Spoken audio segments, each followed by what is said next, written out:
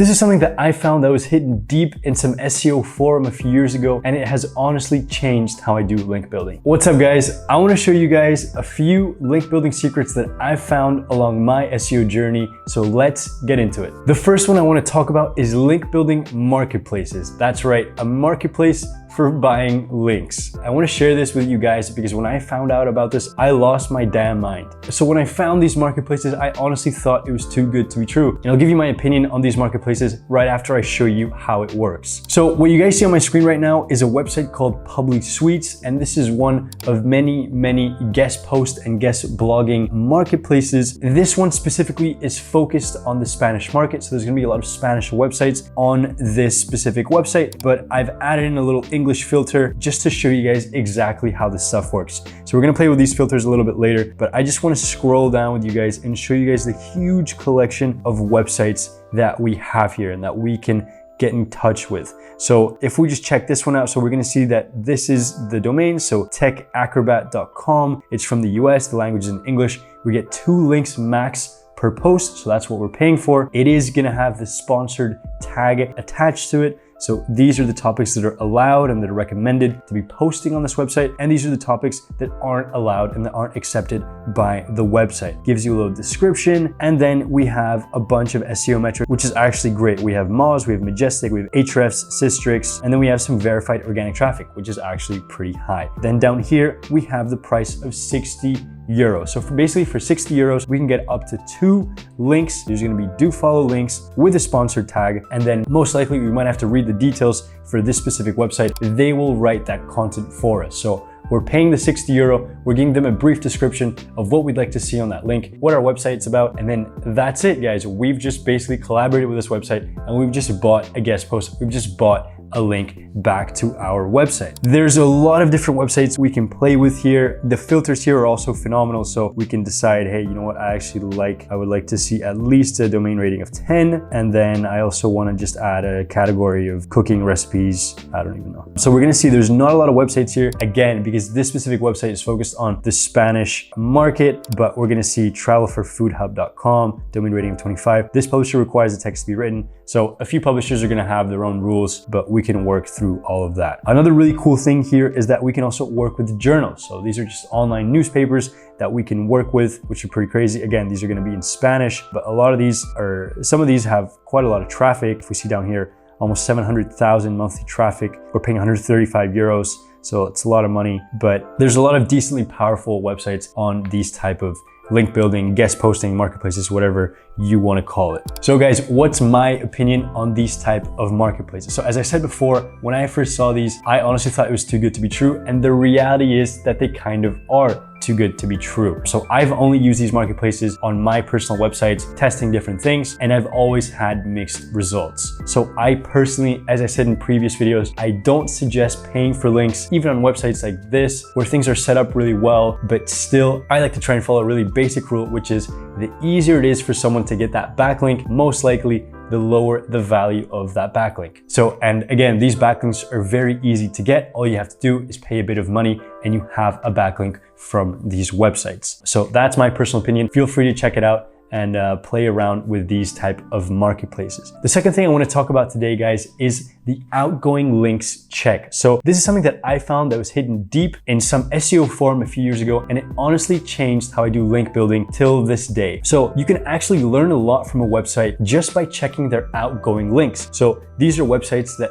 they are basically sending backlinks to, whether that's on purpose or not. So there's a couple of things here. What I want to do is I want to take one of these domains. So I'll just take this one, for example. This is an online Spanish newspaper. We're just going to plug this into Ahrefs. So the first thing we want to do when we're taking a look at this domain is we want to take note of the referring domains that this website has right now and the number of referring domains that it has gotten over the last few months. So what does that trend look like? Is it increasing a lot? Are they getting a lot of domains? That's a great sign. However, if we take a look at this specific website, we're going to see something pretty interesting. Since February, this website has basically been losing backlinks, right? So we're looking at around 1.4 and the trend isn't very positive. Now, if we go into the outgoing domains, we click on link domains and we sort by first seen. So now we're going to see the most recent outgoing domains. We're going to see that that this website is shelling out a variety of different outgoing domains. Now, all of these are from March 24th, March 23rd. So we're seeing a lot of outgoing domains over the last few days, a lot more than the incoming domains they're receiving. A second thing to take a look at is this number right here. So they have 6,000 outgoing domains while they only have around 1,500 incoming domains. Now let's talk about this. There's two things here. Number one is if the speed at which this website is giving more outgoing domains than incoming domains that they're receiving, that means that for some reason the content they're producing isn't getting a lot of traction, it's not being shared, and they're not getting a lot of backlinks organically for the content that they're producing. This can often be a symptom of a website that's just producing content to sell links or to receive guest posts, right? So this can be a pretty big red flag, and this is an easy check that we can do. The second point, and probably the more important one, is the actual dilution of the authority of each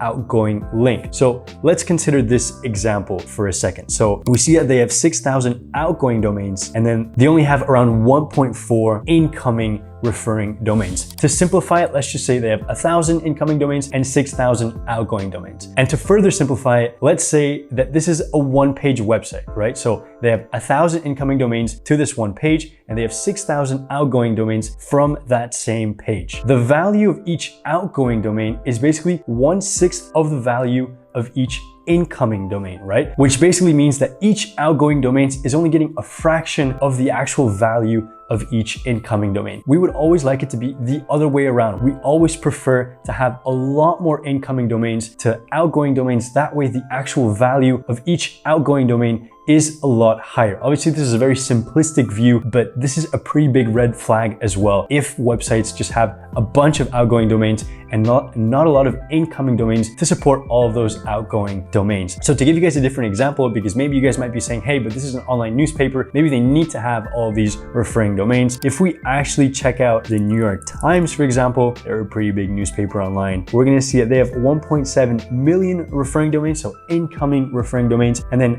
outgoing link domains, we're gonna see that they only have 300,000, right? So that ratio is really, really different. And then just as another example, another online newspaper that's pretty big, the Wall Street Journal. So they have 51,000 outgoing domains, and then incoming domains, they have 766,000, right? So the ratio of incoming to outgoing is a lot higher. And that's exactly what we're gonna see, because then the value of each outgoing domain is a lot higher. So if we go back to the outgoing link domains for this example right here, another really easy test that we can do to check that activity and make sure that this website isn't heavily involved in some link building scheme is just to open up a lot of these links and read some of the posts that are connected with these outgoing links. So are these high quality posts? How does this outgoing link fit in that post? Does it make sense? Is the post being created exclusively for that link? So that's gonna be a really easy red flag to see, and it's gonna be a huge red flag if most of these links, when we open them up, are being placed on pages that are being exclusively written for that specific backlink. So this is a second test that honestly not a lot of people are talking about, and I really recommend you guys do. The third and final topic that I wanna talk about is the UR rating of that backlink that we're getting. So I honestly feel like this is some type of secret thing that isn't talked about in the SEO space. Everyone is so focused on the domain rating. So let me give you guys an example. If we take a look, for example, if we take a look at this example right here, so they're linking out to zeromasswater.com, which is a domain rating of 61, but this is the specific URL that has that backlink present. So let's take a look at this specific page. So again, we do see that domain rating is strong, so we have 42. It looks like a great number, but the UR, or the actual strength and authority of this page, is only a 7, right? So look at the separation of these two, and that's because they're two completely different numbers. We should be looking at this number more often than this one. And why is this number so low? So this is a pretty obvious reason why. So there's no referring domains coming in, no backlinks coming in to this specific page. And if we check the internal links of this page, we're gonna see, this is obviously in Spanish, so you guys might not be able to read it. This is basically just a page that lists a variety of their posts or their pages. So this internal link is actually worthless. So we're not getting an internal link from another relevant page on their website that's getting traffic, that already has links with a relevant anchor text. So they have an internal link that's pretty worthless, which overall makes this page and this link that this person has bought pretty worthless, right? So this is something that I feel isn't talked about enough in the link building space. So this is something that should be decided in the outreach stage. Talk to the website owner about where that backlink is going to be placed. Is it going to have an internal link? Make sure that they're not placing your backlink on an orphan page, guys. Another thing that I don't think is talked about enough in the SEO space is how to get featured snippets. So if you guys are interested in that, click on this video right here. Otherwise, I'll see you guys in the next one.